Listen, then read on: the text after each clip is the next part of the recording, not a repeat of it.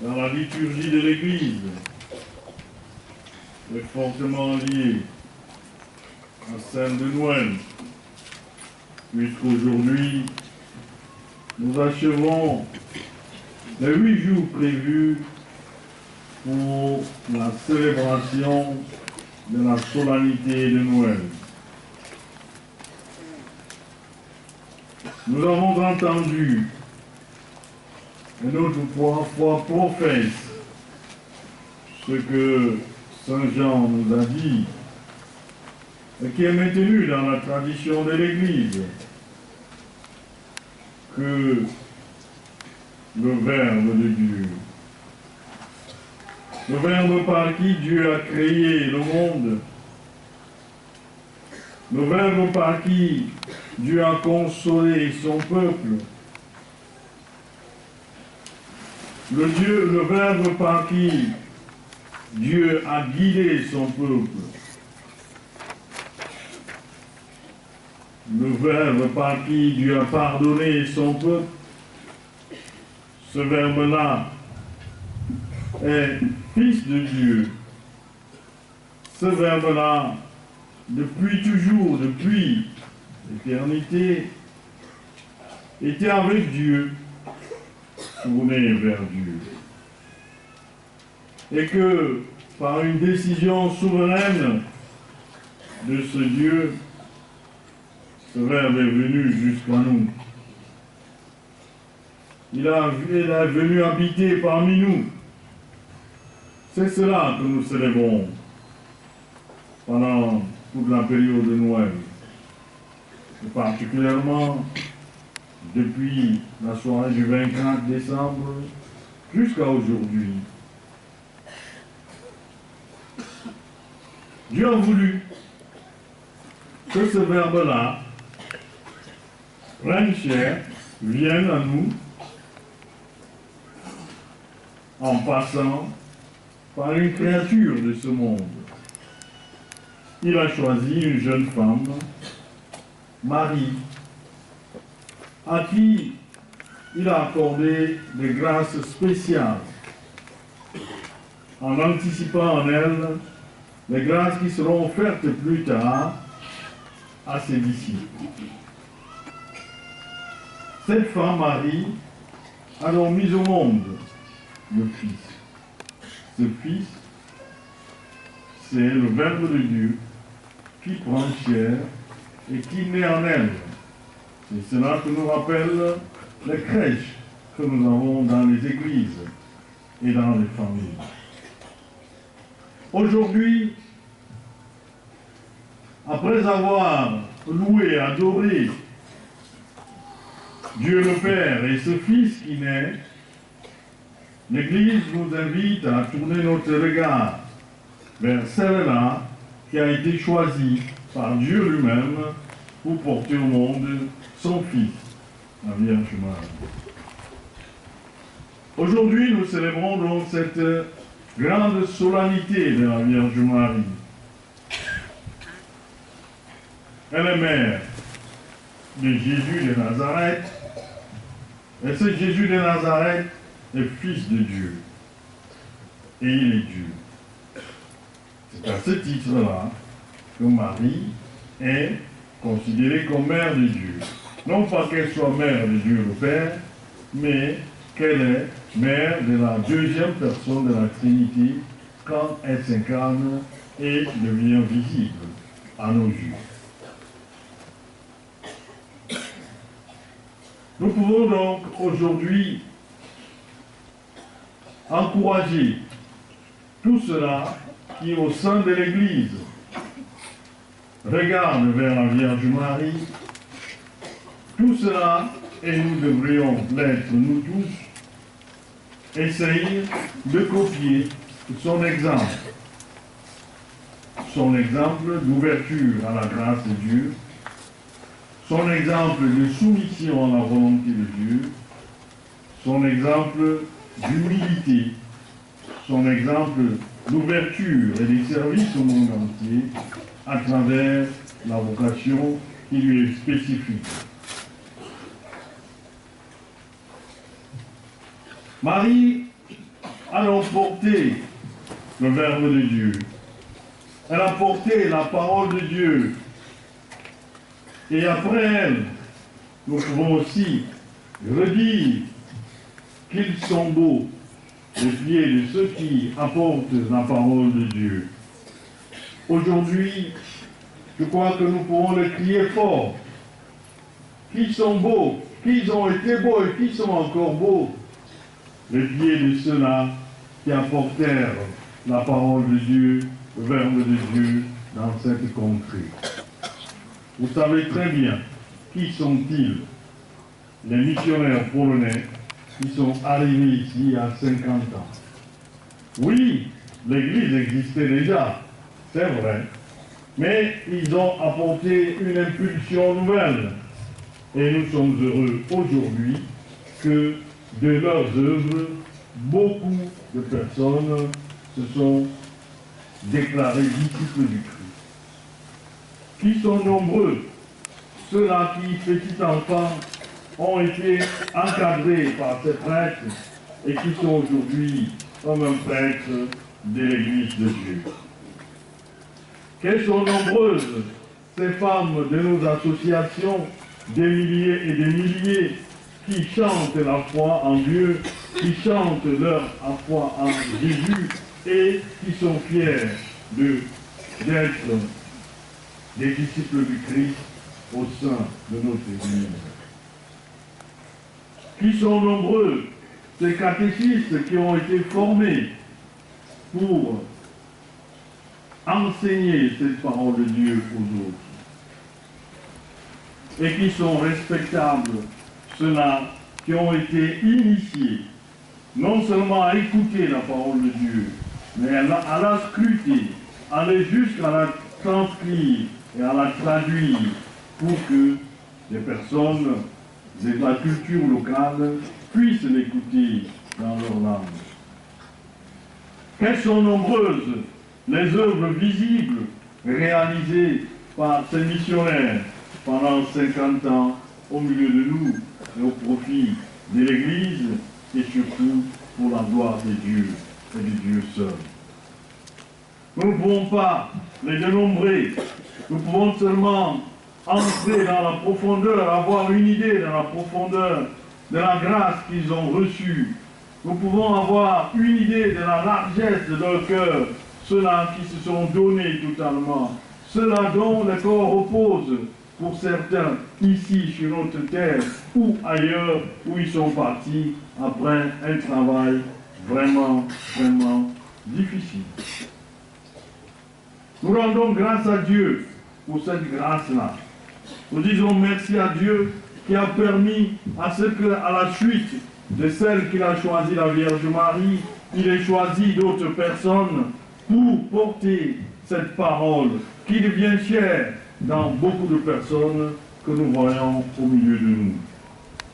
Chers frères et sœurs, pour dire merci à Dieu, pour chanter encore la joie de ce jubilé, je voudrais demander à notre chorale de chanter encore l'hymne du jubilé que j'ai entendu pendant la procession au début de la messe.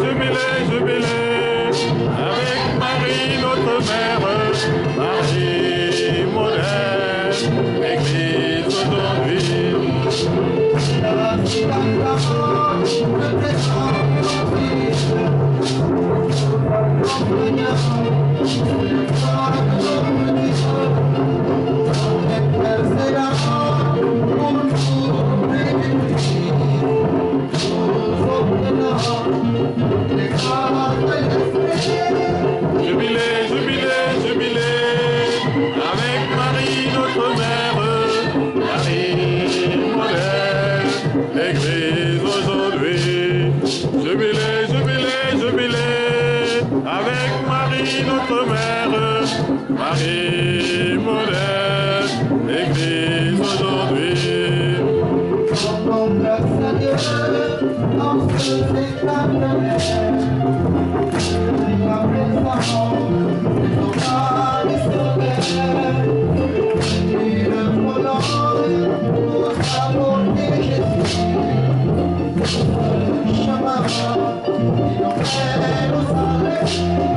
Jubilé, jubilé, jubilé, avec Marie notre mère, Marie modèle, l'Église aujourd'hui. Jubilé, jubilé, jubilé, avec Marie notre mère, Marie modèle, l'Église aujourd'hui.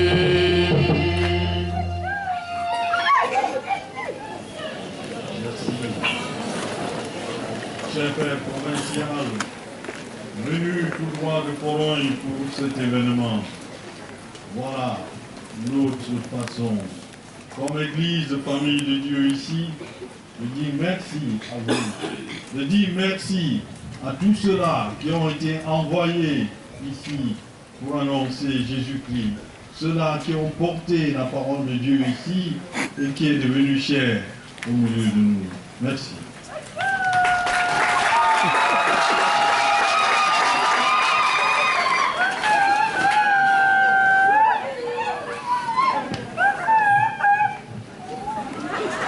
Voilà donc la parole de Dieu, et s'est fait chair. Elle a été portée par la Vierge Marie. Elle a été portée par ces missionnaires ici, parmi nous, depuis 50 ans. Et il continue encore d'être au milieu de nous. Tout cela nous interpelle. Nous sommes heureux aujourd'hui que nous ayons devant moi et devant vous nos fils qui s'engagent en ce jour. Ils sont tous au blanc de Marie Immaculée. Ils sont aussi contaminés par ce virus de transmission de la parole de Dieu. Moulus à l'école de Saint-Eugène de Mazenot, eux aussi vont, à la suite de leurs aînés, annoncer cette même parole. Travailler pour que la parole de Dieu devienne chère auprès des hommes et des femmes auxquels ils seront envoyés. Chers fils, vous connaissez bien ce que signifie la vocation que vous avez embrassée dans l'Église. Vous savez bien, c'est parce que Dieu vous aime qui vous a choisi. N'oubliez pas cet amour de Dieu. Vous ne savez pas où la volonté de Dieu vous conduira. Quel que soit le lieu où vous serez, soyez porteurs de cette bonne nouvelle.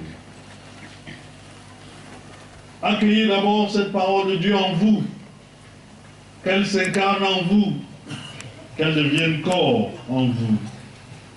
Et alors, vous pourrez aussi l'amener partout où vous serez.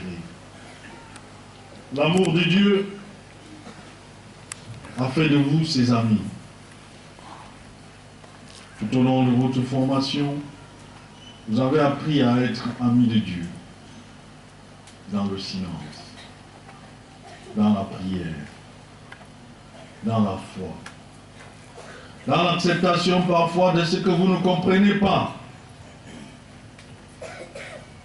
dans la joie de voir le peuple de Dieu se réjouir. Comme vos aînés, comme le Christ lui-même, comme la Vierge Marie, vous allez dire oui. Ce oui engage, ce oui vous attache, ce oui vous tient. Désormais, vous ne vous appartiendrez plus. Vous serez un don de Dieu pour son peuple.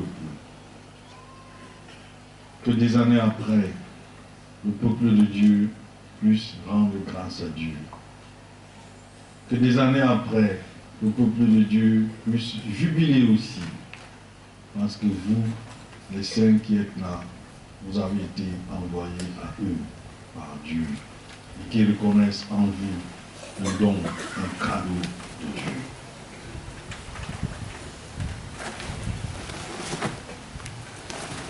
Je voudrais aussi vous demander de vous souvenir toujours de l'obéissance que vous avez promise au jour de votre profession, mais que vous allez promettre encore aujourd'hui.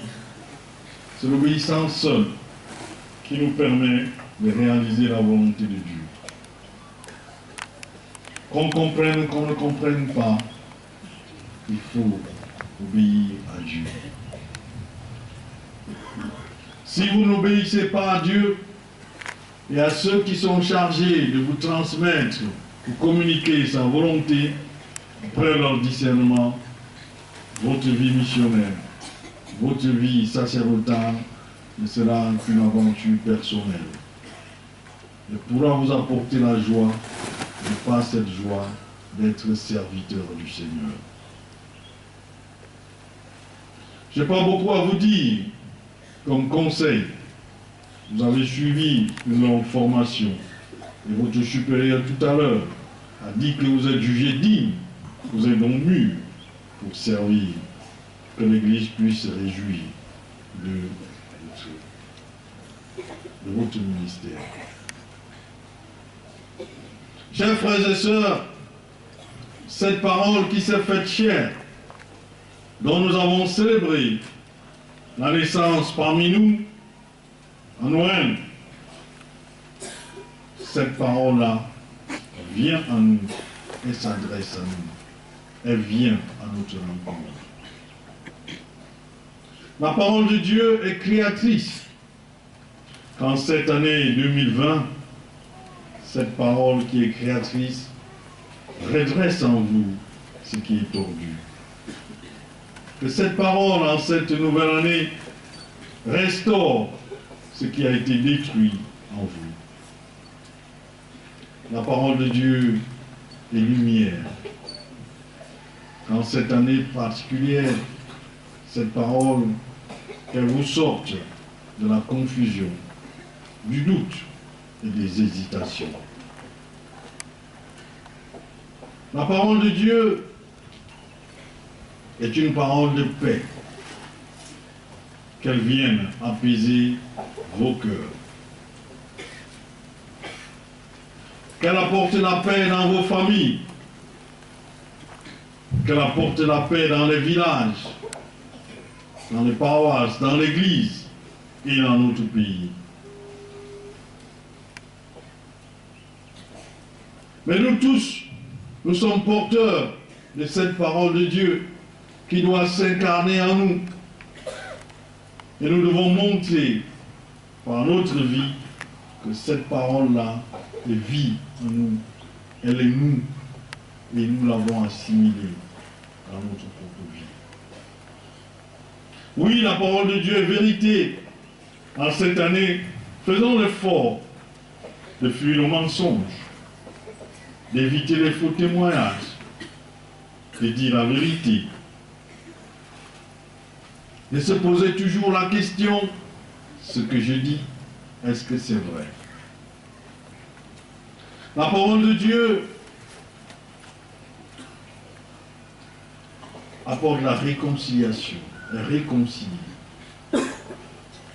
Faisons l'effort cette année d'être des agents de réconciliation, ceux-là qui remettent les personnes ensemble au lieu de les diviser.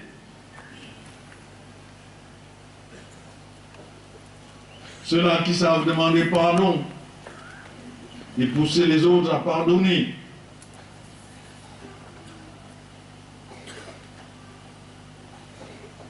La parole de Dieu est vie. Soyons des promoteurs de la vie matérielle, la vie spirituelle. Soyons des promoteurs de cette vie. Évitons d'être des agents de la mort. ou de ceux-là qui réduisent la vie à nous-mêmes ou aux autres. Chers frères et sœurs, dans cette joie du jubilé, en ce premier jour de l'an, dans cette joie de l'ordination sacerdotale, je vous dis sincèrement, bonne et heureuse année, que Dieu vous bénisse. Amen.